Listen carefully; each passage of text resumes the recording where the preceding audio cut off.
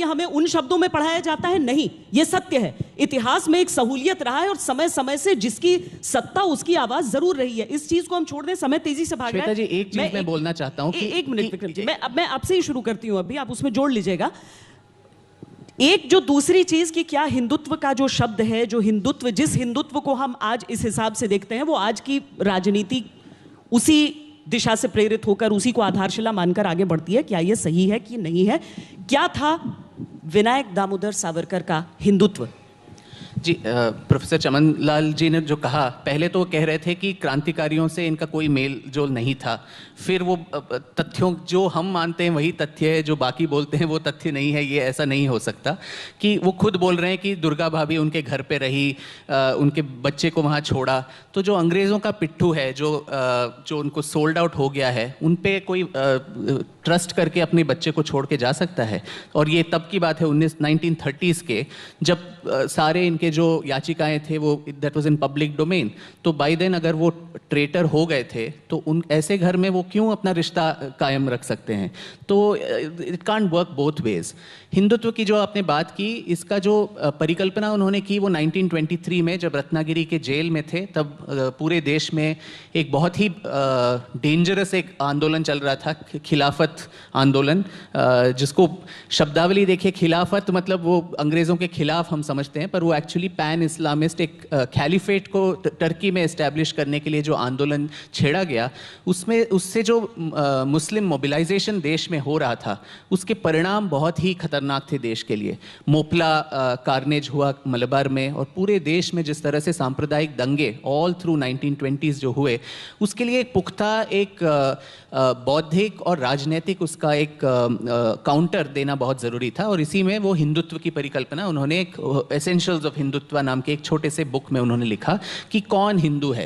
ये एक धर्म से जुड़ा हुआ चीज़ नहीं है, ये एक सांस्कृतिक और राष्ट्रवाद के से जुड़ा हुआ है, जो इस देश से अपनी वफादारी रखता है, ना कि टर्की में कौन सुल्तान होना चाहिए, उसके लिए हम इस देश के आज़ादी में काम करेंगे। तो उसी परिप्रेक्ष्य में उन्होंने हिंदुत्व की परिकल्पना की थी। और फिर बाद में जो वो हिंदू महासभा के अध्यक्ष भी बने, तो उनके सारे स्पीचेस आप देख लीजिए, उनके हिसाब से हिंदू राष्ट्र जो उन्होंने परिकल्पना की थी, उसके क्या आयाम थे, उसमें वो क्लियरली बोलते हैं कि हिंदू राष्ट्र में कोई मेजॉरिटी, माइनॉरिटी, बहुसंख्यक, अल्पसंख्यक नहीं होगा। In the eyes of the law everybody will be equal.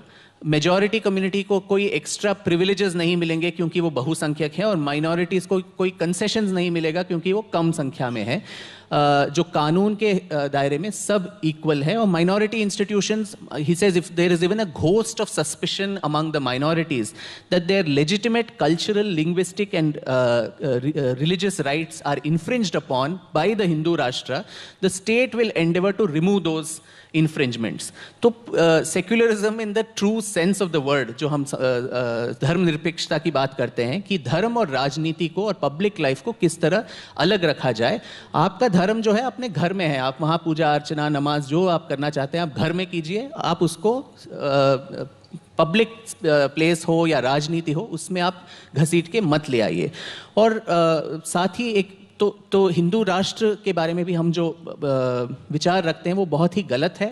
और आपका पीछे का जो स्क्रीन है वो भी दिखा रहा है कि आरएसएस के सारे स्वयंसेवक वहाँ खड़े हैं। तो ये भी लोग नहीं जानते हैं कि सावरकर आरएसएस के भाग थे ही नहीं।